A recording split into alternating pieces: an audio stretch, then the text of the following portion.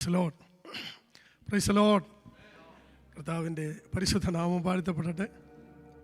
അനുഗ്രഹിക്കപ്പെട്ട ഈ ആരാധനയിൽ നിങ്ങളോടൊരുമിച്ച് കർത്താവിനെ മഹത്വപ്പെടുത്തുവാൻ ദൈവം തന്ന സാവകാശത്തിനായി ദൈവത്തിന് സ്തോത്രം ചെയ്യുന്നു. ഇങ്ങനെ ഒരു അവസരം ലഭിച്ചത് വളരെ വലിയ ഭാഗ്യമായിട്ട് കരുതുന്നു. ഇവിടെ ശുശ്രൂഷിക്കുന്ന കർത്താവിൻ്റെ വലിയൊരു ദാസന്മാർ, പ്രത്യേകിച്ചായും ആരാധന ലീഡ് ചെയ്യുന്ന കർത്താവിൻ്റെ ദാസൻ ബെറിൽ പാസ്റ്റർ, പ്രിയ ഒറീസ് പാസ്റ്റർ, കർത്തൃദാസന്മാരെ ഓർത്ത് ഞാൻ ദൈവത്തെ സ്തുതിക്കുന്നു. അനുഗ്രഹിക്കപ്പെട്ട ആരാധന ലീഡ് ചെയ്യുന്ന ഗായക സംഘത്തിനായിട്ടും കർത്താവിന് സ്തോത്രം ചെയ്യുന്നു. വളരെ താല്പര്യത്തോടെ ദൈവത്തിൽ വന്നിരിക്കുന്ന പ്രിയപ്പെട്ട എല്ലാ ദൈവമക്കളെ, വിശേഷാൽ സഹോദരി സഹോദരന്മാരെ, കുഞ്ഞുങ്ങളെ എല്ലാവർക്കും വന്ദനം പറയുന്നു. ഇന്ന് ഇവിടെ വരുവാൻ ദൈവം സഹായിച്ചു. കഴിഞ്ഞ ചില നാളുകൾക്ക് മുൻപ് ഈ രാജ്യത്ത് വരുവാൻ ദൈവം കൃപയാൽ അവിടെ സഹായിച്ചു. ചില മാസങ്ങൾ ഇവിടെ താമസിക്കുവാൻ ദൈവം കരുണ ചെയ്തു. ഞങ്ങളുടെ പൈതങ്ങളോടൊപ്പം ഞങ്ങൾക്ക് കുടുംബമായിട്ട് ചിലവഴിപ്പാൻ ഈ രാജ്യത്ത് പലയിടത്ത് പോകുവാനും ദൈവം സഹായിച്ചു. പ്രത്യേകിച്ച് ഇങ്ങനെ ഒരു കൂടിയറിവിൽ സംബന്ധിക്കുന്നൊരു അനുഗ്രഹമാണ്. അതോർത്ത് ഞാൻ ദൈവത്തിന് സ്തോത്രം ചെയ്യുന്നു. ഈ നല്ല ആരാധനയ്ക്കായി ഞാൻ ദൈവത്തെ സ്തുതിക്കുകയാണ്. Praise Lord. ഇവിടെ അനുഭവിക്കുന്ന ദൈവ സാന്നിധ്യത്തിനായും ഞാൻ ദൈവത്തെ സ്തുതിക്കുന്നു. പ്രത്യേകിച്ച് ഒത്തിരി കാലത്തിന് ശേഷം പ്രിയ മെറിലിനെ കാണുവാൻ കഴിഞ്ഞതിൽ വളരെ സന്തോഷമുണ്ട്. തിരുവനന്തപുരത്ത് ഞങ്ങളുടെ കൂട്ടായ്മയിൽ വിവാഹം വരെ ഞങ്ങളോടൊപ്പം ഉണ്ടായിരുന്നു. ദൈവത്തിന് സ്തോത്രം. ട്രിവാൻഡ്രത്തെ ഒരു വലിയ ഹോസ്പിറ്റലിൽ കുറേ കാലം ഉപജീവന മാർഗവുമായിട്ട് ബന്ധപ്പെട്ടായിരുന്നപ്പോൾ പ്രിയ മെറില് ഞങ്ങളുടെ ആരാധനയിൽ ഉണ്ടായിരുന്നു. ദൈവത്തിന് സ്തോത്ര. പ്രിയ മകളെ ഓർത്ത് ഞാൻ ദൈവത്തെ സ്തുതിക്കുന്നു. മെറിലിനെ മാത്രമല്ല, മെറിലിൻ്റെ പിതാവ് മാത്യു സാറിൻ്റെ പിതാവ് ജോസഫ് പാസ്റ്റർ, സ്തോത്രം. ഞാൻ മലബാറിലായിരിക്കുമ്പോൾ സ്തോത്രം കർത്താവിൻ്റെ ദാസൻ അന്ന് അവിടുത്തെ മേഖലാ ഡയറക്ടറൊക്കെ ആയിരുന്നു, അസംബ്ലീസൊക്കെ ഉണ്ട്. ദൈവത്തിന് സ്തോത്രം. അതുകൊണ്ട് ആ കുടുംബവുമായിട്ട് എനിക്ക് വളരെ ആഴമേറിയ പരിചയമുണ്ട്. പ്രിയ മെറിലിനെ ഒന്നുകൂടെ കാണാൻ കഴിഞ്ഞതിൽ സന്തോഷം. ദൈവത്തിന് സ്തോത്രം. ഈ സഭയിൽ കർത്താവ് പ്രിയമകളെയും കുടുംബത്തെയും കുഞ്ഞുങ്ങളെ അനുഗ്രഹിക്കട്ടെ. ദൈവത്തിന് സ്തോത്രം. ഇന്ന് ദൈവസന്നിധിയിൽ നാം ആയിരിക്കുന്നു. എൻ്റെ സ്വദേശം അടൂരാണ്. അടൂർ കടമ്പനാട്, അവിടെയാണ് എൻ്റെ സ്വന്തം സ്ഥലം. ഞാൻ സാധാരണ പറയാണ്ട് ഒരു പെന്തക്കോസ് കുടുംബത്തിലാണ് ജനിച്ചു വളർന്നെങ്കിലും പണ്ടത്തെ കാലത്ത് അംഗസംഖ്യ കൂടുതലുള്ള ഒരു കുടുംബത്തിലാണ് ജനിച്ചത്. അംഗസംഖ്യ എന്ന് പറഞ്ഞാൽ 1-2 പേരല്ല, 10 പേര്. ദൈവത്തിന് സ്തോത്രം. അതിൽ ഞങ്ങൾ 7 പേരും ആണുങ്ങളും 3 പേര് സഹോദരിമാരും, ഇങ്ങനെ 10 പേരാണ്. യോബിൻ്റെ വീട്ടിലെ പോലെ. ദൈവത്തിന് സ്തോത്രം. എന്നാൽ എൻ്റെ സഹോദരങ്ങൾ ഞാനുൾപ്പെടെ 4 പേര് കർത്താവിൻ്റെ വേല ചെയ്യുകയാണ്. ദൈവത്തിന് സ്തോത്രം. എൻ്റെ മൂത്ത ഒരു സഹോദരൻ അസംബ്ലീസ് കോഡിലെ ഒരു പാസ്റ്ററാണ്. ഇളയ 2 സഹോദരങ്ങളും അസംബ്ലീസ് കോഡിലെ പാസ്റ്റർമാരായിട്ട് പ്രവർത്തിക്കുന്നു. ദൈവത്തിന് സ്തോത്രം. അതുകൊണ്ട് ഏത് സ്ഥലത്ത് ചെന്നാലും ഒന്നിൽ എനിക്ക് പരിചയമുള്ള ആരെങ്കിലും കാണും, അല്ലെങ്കിൽ അവരെ പരിചയമുള്ള ആരെങ്കിലും ഞാൻ കാണും. അതൊരു വലിയ ഭാഗ്യമായിട്ട് കരുതുന്നു. ദൈവത്തിന് സ്തോത്രം. കർത്താവിൻ്റെ കൃപയാൽ ഈ കഴിഞ്ഞു പോയ വർഷങ്ങളിലൊക്കെ കേരളത്തിൻ്റെ പല സ്ഥാനങ്ങളിൽ എനിക്ക് ആയിരിക്കാൻ ദൈവം ഇടയാക്കി. പല ഇടങ്ങളിൽ ആയിരിക്കാൻ ദൈവം സഹായിച്ചു. ഇപ്പോൾ കുറേ വർഷങ്ങളായി ട്രിവാൻഡ്രത്ത് താമസിക്കുന്നു. അവിടെ സ്തോത്രം ചെറിയ കൂട്ടായ്മ ദൈവത്തിൻ്റെ കൃപയാൽ നിലനിന്ന് പോകുവാൻ ദൈവം ഇടയാക്കുന്നോർത്ത് ദൈവത്തെ സ്തുതിക്കുന്നു. ദൈവത്തിന് സ്തോത്രം. ഇങ്ങനെ ഈ രാജ്യത്തേക്കൊന്ന് വരുവാൻ ദൈവം സഹായിച്ചു. അമിതമായ ദൈവത്തിൻ്റെ കരുതലിനെ ഓർത്ത് ഞാൻ ദൈവത്തെ സ്തുതിക്കുന്നു.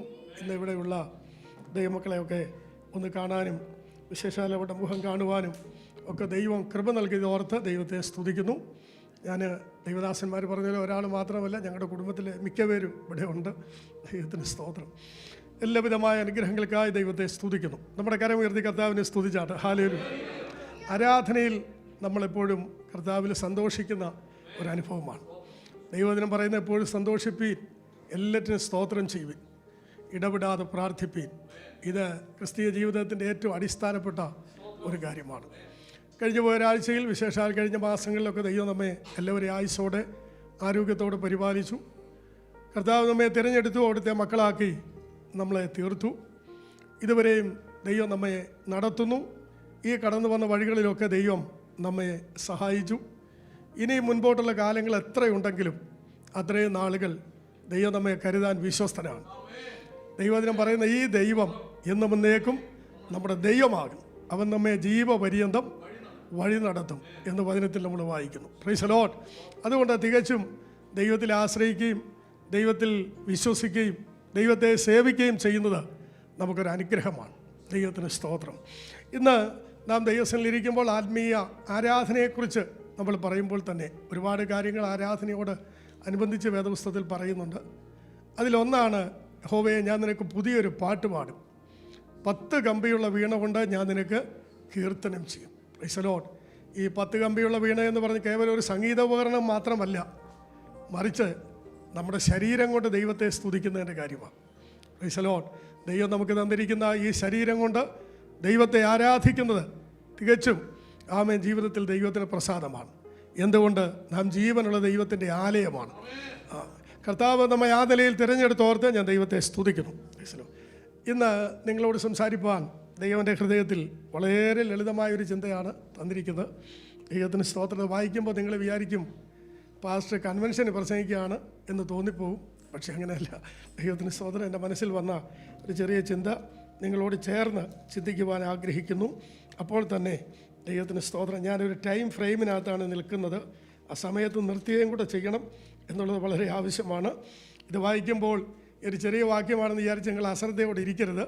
നമുക്ക് ശാന്തമായിട്ട് ദൈവത്തിന് സ്തോത്രം. ലൂക്കോസിൻ്റെ സുവിശേഷം 19-ാം അധ്യായത്തിൻ്റെ 10-ാമത്തെ വാക്യത്തിൽ ഇങ്ങനെ വായിക്കുന്നു: കാണാതെ പോയതിനെ തിരഞ്ഞു രക്ഷിപ്പാനല്ലോ മനുഷ്യപുത്രൻ വന്നത് എന്ന് പറഞ്ഞു. നമ്മുടെ വാഴ്ത്തപ്പെട്ട കർത്താവിൻ്റെ വായിൽ നിന്ന് വീണ കർത്താവിനെക്കുറിച്ചുള്ള ഒരു ശബ്ദമാണ് നമ്മളിവിടെ വായിച്ചത്.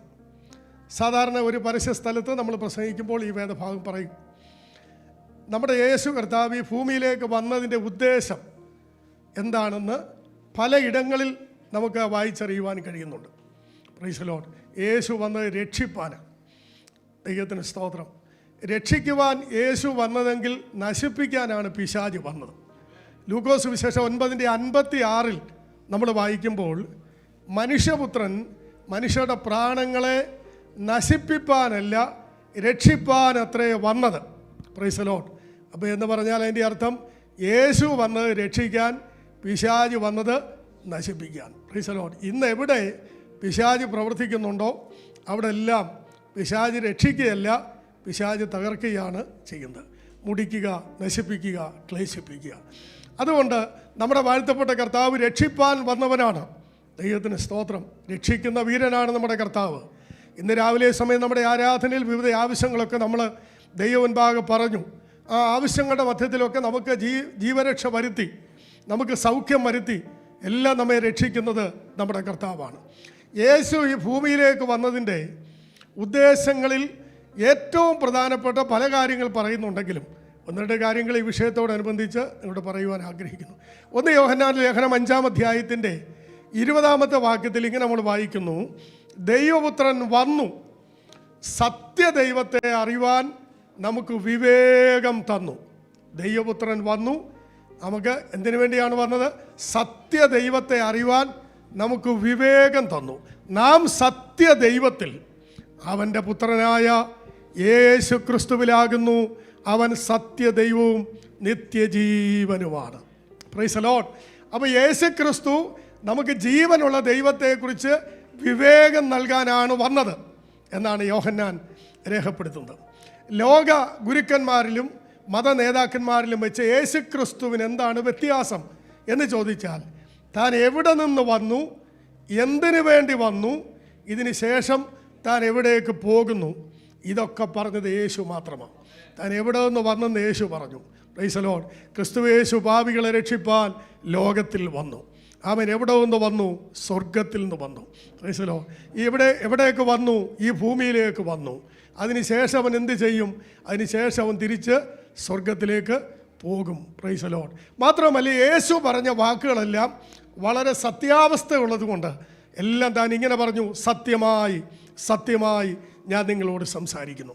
അപ്പോൾ യേശു കർത്താവിൻ്റെ ആമേൻ സ്തോത്രം വരവിനെക്കുറിച്ച് നമ്മൾ നോക്കുമ്പോൾ, കാണാതെ പോയതിനെ തിരഞ്ഞ് രക്ഷിപ്പാനാണ് നമ്മുടെ കർത്താവ് വന്നത്. ഈ കഴിഞ്ഞ രാത്രി ഞാൻ വളരെ ഇങ്ങനെ പ്രാർത്ഥിക്കുമ്പോൾ ദൈവം എനിക്കൊരു നിയോഗം തന്നതുകൊണ്ടാണ് ഈ വേദഭാഗം പറയുന്നത്. ഞാനൊരു 44 വർഷം കൊണ്ട് സഭാ ശുശ്രൂഷ ചെയ്യുകയാണ്. റെഡിമെയ്ഡ് പ്രസംഗത്തിന് യാതൊരു ശ്രമവുമില്ല, ദൈവത്തിന് സ്തോത്രം. എന്നാൽ ഞാനിങ്ങനെ വളരെ പ്രാർത്ഥിച്ച് എൻ്റെ മനസ്സിൽ വന്നൊരു നിയോഗം കൊണ്ട് സംസാരിക്കുന്നേ ഉള്ളൂ. ദൈവത്തിന് സ്തോത്രം. ഇനി എത്ര ഭയങ്കരമായിട്ട് ഇനി ഞാൻ പ്രസംഗിച്ചാലും ഇനി ഒരു യോഗത്തിന് എന്നെ വിളിക്കുമെന്ന് എനിക്ക് തോന്നുന്നില്ല. അതുകൊണ്ട് സ്തോത്രം, ഒരു ചാൻസ് മാത്രമേ ഉള്ളൂ. അതുകൊണ്ട് എൻ്റെ പ്രാഗൽഭ്യം തെളിയിക്കുകയല്ല, ദൈവവചനത്തിൽ എന്തെങ്കിലും ഒരു ഭാഗം നിങ്ങളുടെ ഹൃദയത്തിൽ വന്നാൽ അതിൽ കൂടുതലൊരു കാര്യമില്ല. ദൈവത്തിന് സ്തോത്രം. യേശു ക്രിസ്തു കാണാതെ പോയതിനെ തിരഞ്ഞ് രക്ഷിക്കുകയാണ് വന്നതാണ്. ഈ ലൂക്കോസ് സുവിശേഷത്തിൽ തന്നെ കാണാതെ പോയതിൻ്റെ കാര്യം നമ്മൾ രേഖപ്പെടുത്തുന്ന പല ഭാഗങ്ങൾ വായിക്കുന്നുണ്ട്. ഉദാഹരണമായിട്ട് ലൂക്കോസ് 15-ാം അധ്യായത്തിൽ കാണാതെ പോയ ഉപമകളെക്കുറിച്ച് കർത്താവ് പറയുമ്പോൾ 3 കാര്യങ്ങൾ യേശുവോടെ പറഞ്ഞു. ഞാനതിനെ വിശദീകരിക്കുകയല്ല. ദൈവത്തിന് സ്തോത്രം. കാണാതെ പോയ സ്തോത്രം നഷ്ടം വന്ന കാര്യങ്ങളെക്കുറിച്ച് പറയുന്നു. അപ്പോൾ അതും ഈ സുവിശേഷത്തിൽ നമ്മൾ കാണാവുന്നതാണ്. ദൈവത്തിന് സ്തോത്രം. എന്നാൽ വേദപുസ്തകം നമ്മൾ പഠിക്കുമ്പോൾ ആരുടെയും ശ്രദ്ധയിൽപ്പെടാതെ, ആരുടെയും മനസ്സിൽ വരാതെ, ആരും പ്രാർത്ഥിക്കാതെ, ആരും ചെന്ന് പറയാതെ കാണാതെ പോയ ചിലതിനെ കർത്താവ് രക്ഷിച്ചു. Price the Lord. അതിലൊരു ഉദാഹരണം ആദ്യം തന്നെ പറയട്ടെ. മർക്കോസ് സുവിശേഷം 5-ാം അധ്യായം. സ്തോത്രം. ഒരു ഭൂതഗ്രസ്തനായ ചെറുപ്പക്കാരൻ ദീർഘവർഷങ്ങളായി ശത്രുവിനാൽ ബന്ധിക്കപ്പെട്ട് യാതൊരു തരത്തിൽ സ്വസ്ഥതയില്ലാതെ സ്തോത്രം വളരെ കാടുകളിലും മലകളിലും ഗുഹകളിലും ഒക്കെ പാർത്തുകൊണ്ടിരുന്നു. പൊതുലോകവുമായി അവനൊരു ബന്ധമില്ല. ആർക്കും അവനെ അടക്കുവാൻ കഴിഞ്ഞില്ല. ആ വ്യക്തിയുടെ വിടുതലിന് വേണ്ടി യേശു കർത്താവിനോട് ആരും പറഞ്ഞില്ല. പറയാതിരുന്നിട്ടും ആ ചെറുപ്പക്കാരൻ്റെ അടുക്കലേക്ക് അവനെ രക്ഷിപ്പാൻ യേശു കടന്നു പോകുന്നു. Price the Lord. യേശു അവിടേക്ക് കടന്നു പോകുമ്പോൾ യേശുവിൻ്റെ മുൻപിൽ വളരെ പ്രതികൂലങ്ങളുണ്ടായിരുന്നു. വളരെ പോകുന്ന യാത്രയിൽ കടൽ ഇളകി, വലിയ ചുഴലിക്കാറ്റുണ്ടായി, വലിയ പ്രതിസന്ധികളുണ്ടായെങ്കിലും താൻ ഏതിനു വേണ്ടി പോകുന്നുവോ അത് പൂർത്തീകരിച്ചിട്ടാണ് താൻ മടങ്ങി വന്നത്. ആ ചെറുപ്പക്കാരൻ സ്തോത്രം ശത്രുവിനാൽ ബന്ധിക്കപ്പെട്ട് സ്തോത്രം വെളിച്ചം കാണാതെ ഇരുളിൽ കഴിഞ്ഞവനാണ്. അവന് വേണ്ടി ആരും പ്രാർത്ഥിച്ചില്ല, അവന് വേണ്ടി ആരും യേശുവിനോട് പറഞ്ഞില്ല. പക്ഷേ അവൻ്റെ നിലവിളി യേശുവിൻ്റെ കാതിലെത്തി. അവൻ്റെ ഞരക്കത്തിൻ്റെ ശബ്ദം യേശുവിൻ്റെ ചെവിയിലെത്തി. അങ്ങനെ ചെവിയിലെത്തിയത് കൊണ്ട് അവനെ വിടുവിപ്പാൻ യേശു അവിടേക്ക് കടന്നു പോകുകയാണ്. ആർക്കും അടക്കുവാൻ കഴിയാത്തവനായിരുന്നെങ്കിലും യേശുവിൻ്റെ മുമ്പിൽ അവൻ അടങ്ങി. ദൈവത്തിന് സ്തോത്രം.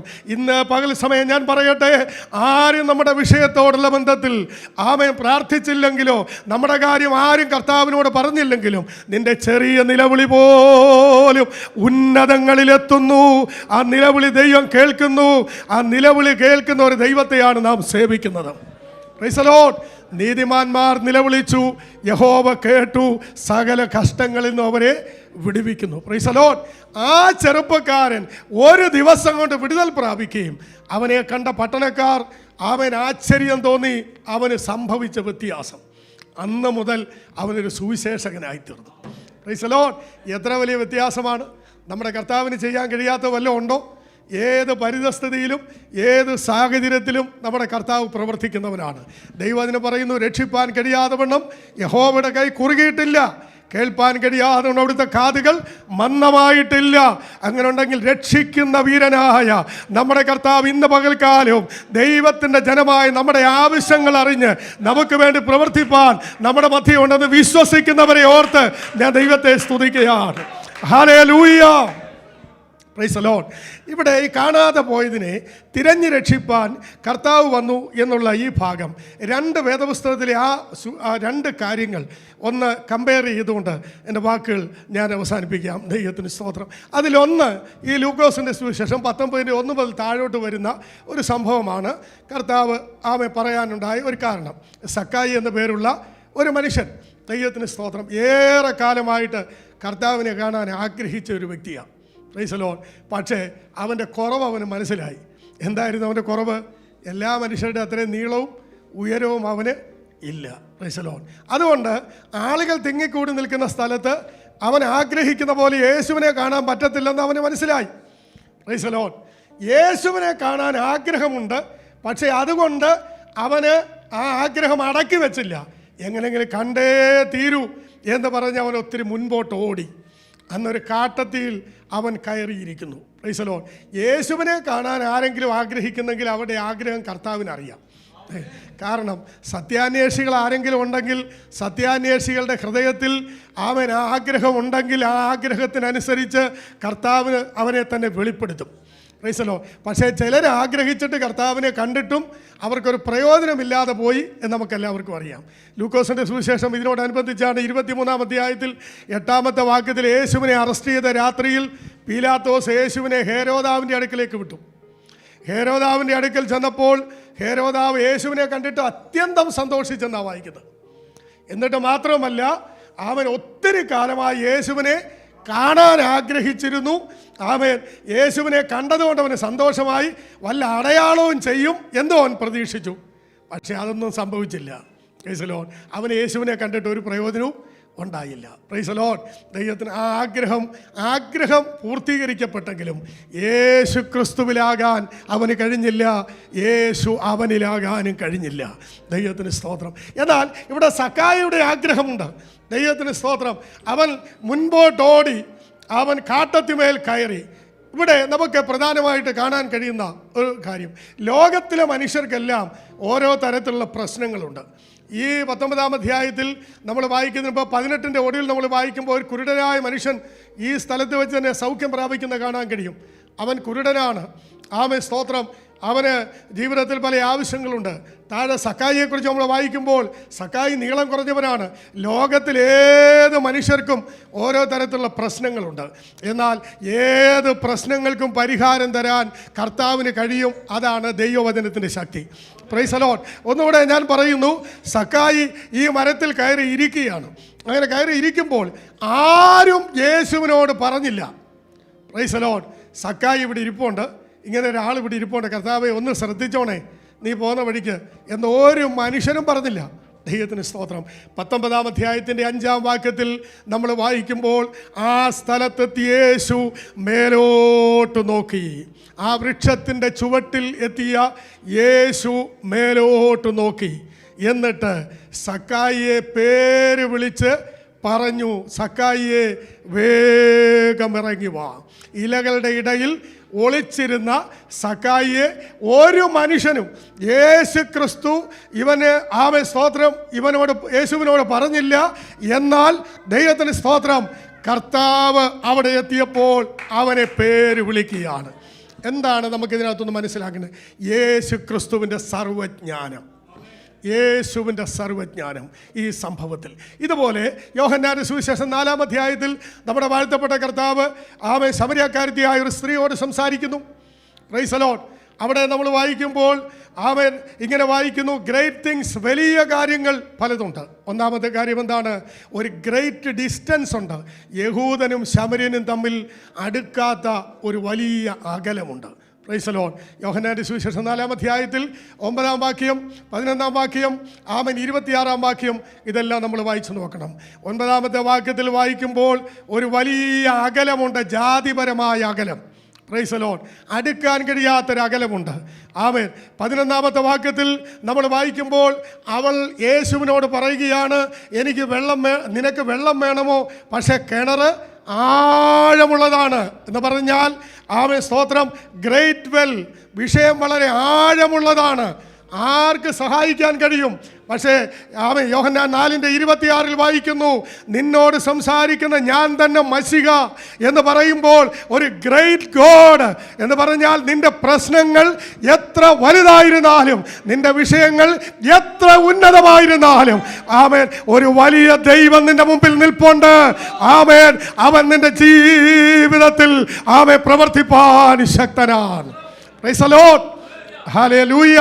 നോക്ക്, ഈ ശമരിയക്കാരത്തി സ്ത്രീ യേശു കർത്താവിനെ കുറിച്ച് നമ്മൾ വായിക്കുന്ന ശമരിയയിൽ കൂടി കടന്നു പോകേണ്ടി വന്നെന്നാ. യേശു ഈ ലോകത്തിലേക്ക് വന്നപ്പോൾ യേശു ചില കാര്യങ്ങൾക്ക് അവൻ്റെ ഒരു സ്കെഡ്യൂൾ ഉണ്ടായിരുന്നു, അത് ചെയ്യേണ്ടത് തന്നെയായിരുന്നു. അത് ശമരിയയിൽ കൂടി കടന്നു പോകേണ്ടി വന്നു. ഈ ശമരിയക്കാരി സ്ത്രീയെ ആമെ കാണാതെ പോയ ഒരു വ്യക്തിയാണ്. അവളും ആരെയും കാണാൻ ആഗ്രഹിക്കുന്നില്ല. വെള്ളം കോരാൻ വന്നവളാണ്. ആമേൻ സ്തോത്രം നട്ടുച്ച നേരത്താണ് വന്നത്. അവൾ യേശുവിനോട് സംസാരിച്ചു, യേശു അവളോട് സംസാരിക്കുക. ദൈവത്തിന് സ്തോത്രം. 4-ാം അധ്യായത്തിൽ നമ്മൾ വായിക്കുന്നത്, യേശു പറഞ്ഞു നിനക്ക് ജീവനുള്ള വെള്ളം ഞാൻ തരാം എന്ന് പറഞ്ഞപ്പോൾ ആമേൻ സ്തോത്രം ആ സ്ത്രീ പറഞ്ഞു എന്താണ്, ആമേൻ എന്നാൽ എനിക്കത് വേണം. കർത്താവ് പറഞ്ഞു നീ പോയി നിൻ്റെ ഭർത്താവിനെ വിളിച്ചുകൊണ്ട് വരിക. അപ്പോൾ ആ സ്ത്രീ പറഞ്ഞു എനിക്ക് ഭർത്താവേ ഇല്ല.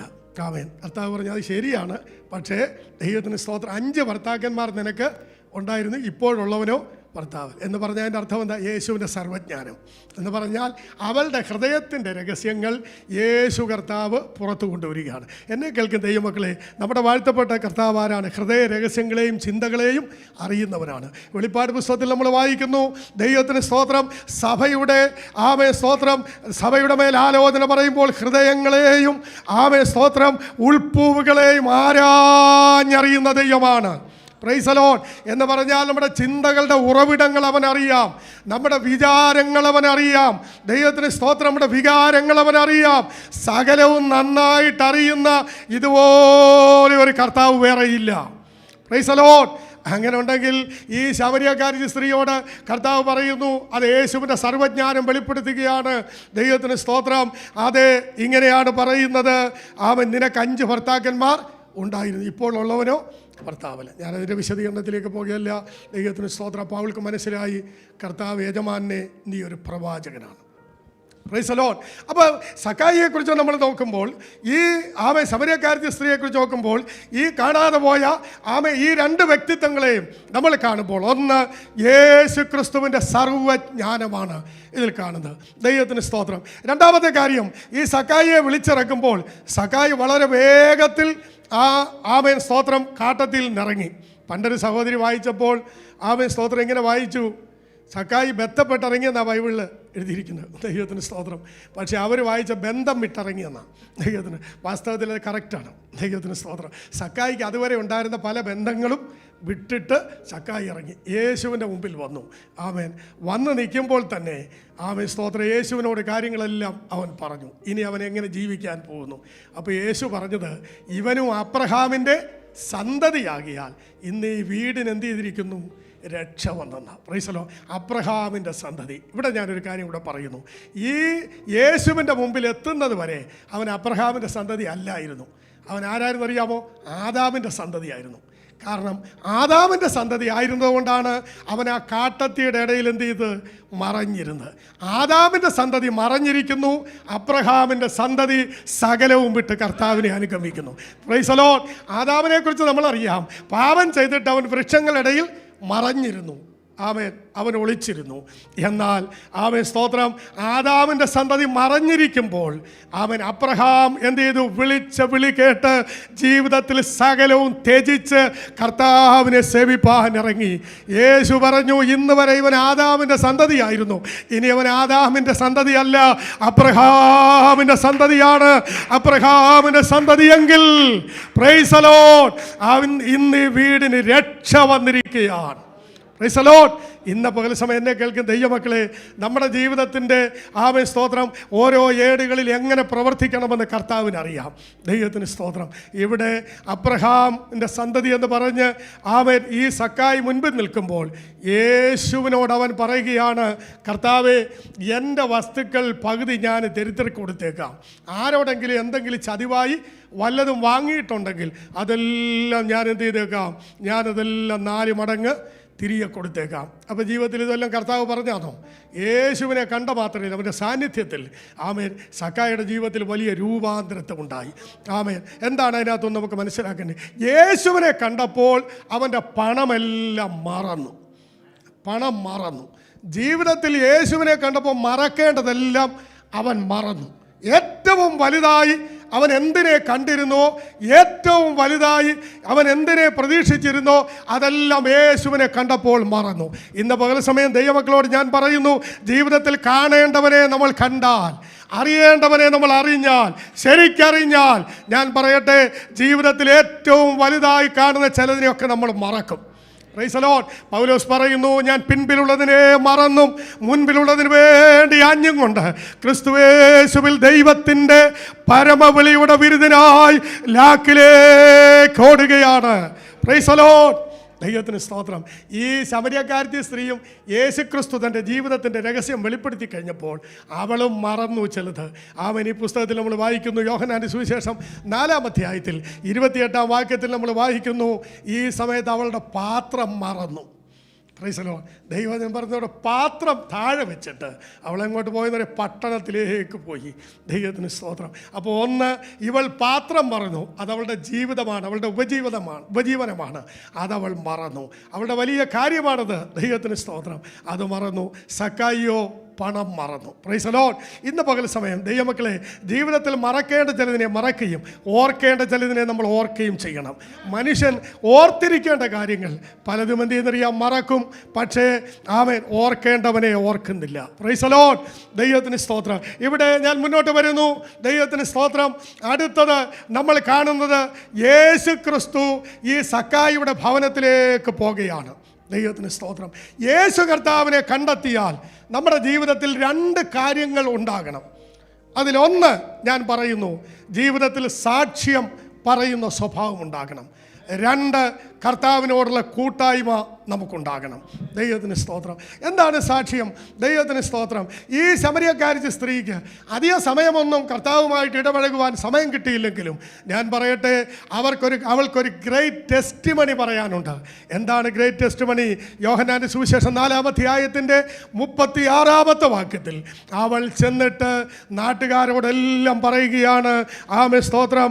എനിക്ക് തോന്നുന്നു 4:38-39 ഇല്ലേ? ആമേ സ്തോത്രം. ഞാൻ ചെയ്തതൊക്കെയും എന്നോട് പറഞ്ഞ ഒരുവനെ വന്ന് കാൺമീൻ. ദൈവത്തിന് സ്തോത്രം. ഞാൻ ചെയ്തതൊക്കെയും എന്നോട് പറഞ്ഞ ഒരു മനുഷ്യനെ വന്ന് കാൺമീൻ. ദൈവത്തിന് സ്തോത്രം. യോഹന്നാന്റെ സുവിശേഷം 4-ാം അധ്യായത്തിൻ്റെ 38-ാം വാക്യമായിരിക്കാം. ദൈവത്തിന് സ്തോത്രം. അവിടെ ഞാൻ ചെയ്തതൊക്കെയും, പ്രൈസ് ദി ലോർഡ്, അവളുടെ ജീവിതത്തിൽ ഇന്ന് വരെ അവൾ ജീവിച്ച അവളുടെ സകല രഹസ്യങ്ങളും പറഞ്ഞ് ഒരുവനെ നിങ്ങൾ വന്ന് കാണണം. ഈ സ്ത്രീയുടെ വാക്ക് പട്ടണക്കാരൊന്നും വിശ്വസിക്കുന്നതല്ല. കാരണം അവരുടെ ജീവിതം അത്ര തരംതാണതായിരുന്നു. ദൈവത്തിന് സ്തോത്രം. പക്ഷേ ഒറ്റ നിമിഷം കൊണ്ട് അവൾ പറഞ്ഞ ആമേ സ്തോത്ര വാക്ക് പട്ടണക്കാർ മുഴുവനും യേശുവിൻ്റെ അടുക്കൽ വന്നു. എന്നെ കേൾക്കുന്ന ദൈവമക്കളെ, ദൈവത്തിന് ആരെ ഉപയോഗിക്കാൻ കഴിയും? ദൈവത്തിൻ്റെ സ്വഭാവം അതാണ്. ദൈവത്തിന്, നമ്മൾ രോഗികളാണെങ്കിൽ പോലും ദൈവത്തിന് നമ്മളെ ഉപയോഗിക്കാൻ കഴിയും. പ്രൈസ്. ഞാനിന്ന് രാവിലെയും തിരുവനന്തപുരത്തിൽ നോക്കി. ദൈവത്തിന് സ്തോത്രം. ശമരിയ പട്ടണം മുഴുവൻ ക്ഷാമത്തിലായിരുന്നു. എല്ലായിടത്തും ക്ഷാമമായിരുന്നു. വലിയ സാധനങ്ങൾക്കെല്ലാം വലിയ വില കൂടുതലായിരുന്നു. പക്ഷേ അവിടെ കർത്താവ് പറഞ്ഞു, ദൈവത്തിൻ്റെ അരുളപ്പാട് പറഞ്ഞു, നാളെ ഈ നേരത്ത് ആമേ ശമരിയുടെ പടിവാതിക്കൽ ഈ ക്ഷാമം മാറി ജനത്തിന് ആഹാരം കൊടുക്കുന്ന ഒരു വഴി തുറക്കുന്നത്. Praise the Lord. അതിനുവേണ്ടി ദൈവം ഉപയോഗിച്ച രാജാവിനെ അല്ല, അകമ്പടി നായകന്മാരെയല്ല, പട്ടാളക്കാരെയല്ല, 4 കുഷ്ഠരോഗികളെയാണ്. Praise the Lord. അപ്പോൾ നമ്മൾ രോഗികളാണെങ്കിൽ പോലും കർത്താവിനെ നമ്മളെ ഉപയോഗിക്കാൻ കഴിയും. ഇന്ന് പകൽ സമയം എന്നെ കേൾക്കുന്ന ദൈവമക്കളെ, ജീവിതത്തിൽ നമ്മുടെ സാഹചര്യങ്ങൾ കണ്ട് പലപ്പോഴും നമ്മൾ ദുഃഖിക്കുന്നവരാണ്. എന്നാൽ ഞാൻ പറയട്ടെ, അതിനപ്പുറത്തായി വ്യാപരിക്കുന്ന ഒരു ദൈവകൃപയുണ്ട്. ആ ദൈവകൃപയുടെ വ്യാപാരം നമ്മുടെ ശരീരത്തിൽ വ്യാപരിച്ചാൽ, ജീവിതത്തിൽ വ്യാപരിച്ചാൽ ദൈവത്തിന് നമ്മളെ ഉപയോഗിക്കാൻ കഴിയും. Praise the Lord. ദൈവത്തിന് സ്തോത്രം. ഈ സ്ത്രീ പറഞ്ഞ ഗ്രേറ്റ് ടെസ്റ്റിമണി അതവളുടെ സാക്ഷ്യമാണ്. Praise the Lord. ആ സാക്ഷ്യം കൊണ്ട് ഒരു പട്ടണം മുഴുവൻ യേശുവിനെ അറിയാനിടയായി തീർന്നു. Praise the Lord. ജീവിതത്തിൽ ഈ ദിവസങ്ങൾ നമ്മൾ പറയുന്ന വാക്കുകൾ യേശുവിനെ കുറിച്ച് പറയുന്നെങ്കിൽ യേശു കർത്താവ് നമ്മുടെ വാക്കുകളിലൂടെ ചിലരെ രക്ഷിപ്പാനിടയാകും. അതുകൊണ്ട് നമ്മളൊക്കെ ഈ നാളുകൾ മൗനമായിരിക്കുകയല്ല. ദൈവത്തിന് സ്തോത്രം. ആമേ. മൊർദെഖായി ഒരിക്കൽ പറഞ്ഞു, നീ ഈ സമയത്ത് മിണ്ടാതിരുന്നാൽ ആമേ യഹൂദന് മറ്റൊരു സ്ഥലത്ത് നിന്ന് രക്ഷ വരും, പക്ഷേ നീ നിൻ്റെ കുടുംബവും ആമേ പിതൃഭവനവും നശിച്ചു പോകും. ഞാൻ നിങ്ങൾ ഈ ദിവസങ്ങൾ മൗനമായിരിക്കേണ്ടവരല്ല. വായി തുറന്ന് ദൈവത്തിന് വേണ്ടി ആമേ സംസാരിപ്പാൻ, ദൈവത്തെക്കുറിച്ച് പറയുവാൻ ഒക്കെ നമുക്ക് കഴിയട്ടെ. ദൈവം നമുക്ക് തന്നിരിക്കുന്ന കരുത്ത്, ശക്തി, ആരോഗ്യം, അവസരങ്ങൾ ഒക്കെ കർത്താവിന് വേണ്ടി നിലകൊള്ളുവാനിടയാകട്ടെ. ഹല്ലേലൂയ. ദൈവത്തിന് സ്തോത്രം. ഒന്ന്, ശമര്യക്കാരത്തി സ്ത്രീ യേശുവിനെ കണ്ടപ്പോൾ അവൾക്ക് ജീവിതത്തിലുണ്ടായിരുന്ന ഏറ്റവും വലിയ കാര്യം ഒരു സാക്ഷ്യമാണ്. രണ്ടാമത്തെ കാര്യം, അവൻ സക്കായിയോടുള്ള ബന്ധത്തിൽ നമ്മൾ ചിന്തിക്കുമ്പോൾ ദൈവത്തിന് സ്തോത്രം, സക്കായി യേശുവുമായിട്ടുള്ള കൂട്ടായ്മ അവനുണ്ടായി. ദൈവത്തിന് സ്തോത്രം. കർത്താവിനെ കണ്ടെത്തുന്ന ദൈവമക്കൾക്ക് ഈ രണ്ട് സ്വഭാവം ഉണ്ടാകണം. അവർ കർത്താവിനെ സാക്ഷ്യം പറയുകയും ചെയ്യണം. രണ്ട്, അവർക്ക് കർത്താവുമായിട്ടുള്ള കൂട്ടായ്മ ഉണ്ടാകണം. കൂട്ടായ്മ എന്ന് പറഞ്ഞാൽ ദൈവത്തിന് സ്തോത്രം, യേശു അവൻ്റെ വീട്ടിലേക്ക് പോയി. ഒരുപക്ഷെ യേശുവിന് അവൻ്റെ വീട്ടിലേക്ക് പോകുന്ന യഹൂദന്മാർ അവൻ യേശുവിനെ ആക്ഷേപിച്ചെങ്കിലും ദൈവത്തിന് സ്തോത്രം, ആ സക്കായിയുടെ വീട്ടിൽ അന്ന് രാത്രി യേശു താമസിച്ചു. പ്രിയപ്പെട്ടവരെ, കർത്താവിനോടുള്ള കൂട്ടായ്മ എത്ര അനുഗ്രഹിക്കപ്പെട്ട കാര്യമാണ്. ദൈവത്തിന് സ്തോത്രം. ഒരു സമയത്ത് നമുക്കെല്ലാവർക്കും അറിയാം, കർത്താവിനോടുള്ള കൂട്ടായ്മയാണ് ജീവിതത്തിൽ ഏറ്റവും പ്രധാനപ്പെട്ട കാര്യം. യേശുവിനോടുള്ള കൂട്ടായ്മ. ഇന്ന് രാവിലെ നാം ദൈവസേനയിൽ വന്നിരിക്കുന്നത് കർത്താവുമായിട്ടുള്ള കൂട്ടായ്മയ്ക്ക് വേണ്ടിയാണ്.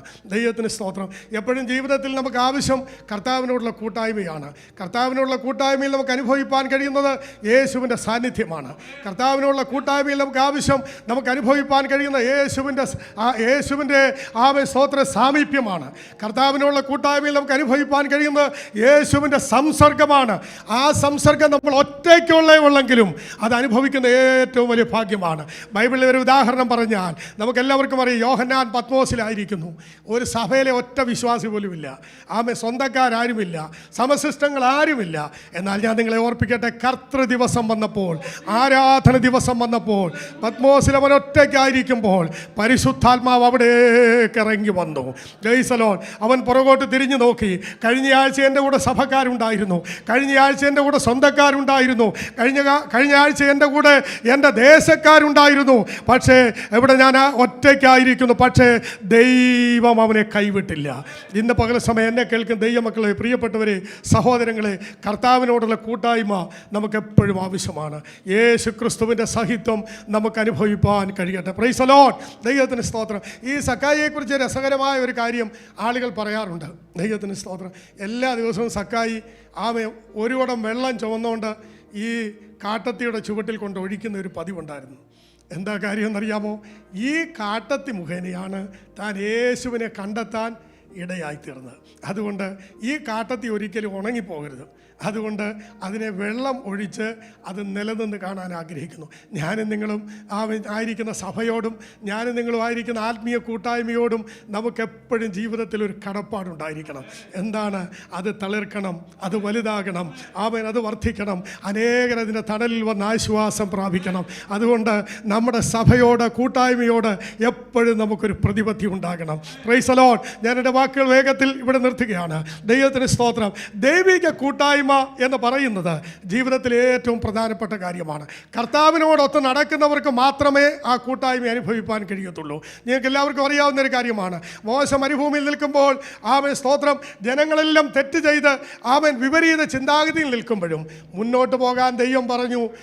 അപ്പോൾ ദൈവത്തോട് ചോദിക്കുന്നു, ഞാൻ മുന്നോട്ട് പോകാം, പക്ഷേ ഞങ്ങളുടെ കൂടെ ആര് വരും? ഈശോ. അപ്പോൾ ദൈവം പറഞ്ഞു, എൻ്റെ ദൂതൻ നിൻ്റെ മുമ്പിൽ നടക്കും. അപ്പോൾ അവിടെ നിന്നോട്ട് അവൻ പറഞ്ഞത്, നിൻ്റെ സാന്നിധ്യം എൻ്റെ കൂടെ പോരണം. നിൻ്റെ സാന്നിധ്യം ഞങ്ങളുടെ കൂടെ പോരുന്നില്ലെങ്കിൽ ഞങ്ങളെ ഇവിടുന്ന് പുറപ്പെടുവിക്കരുതേ എന്നവൻ പ്രാർത്ഥിച്ചു. പ്രൈസ്. ദൈവം പറഞ്ഞു, ആ സാന്നിധ്യമാണ് നീ ആഗ്രഹിക്കുന്നെങ്കിൽ എൻ്റെ സാന്നിധ്യം നിൻ്റെ കൂടെ വരും. എൻ്റെ സാന്നിധ്യം നിൻ്റെ കൂടെ വരിക മാത്രമല്ല, എൻ്റെ സാന്നിധ്യം നിനക്ക് സ്വസ്ഥത തരും എന്ന് പറഞ്ഞു. Price the Lord.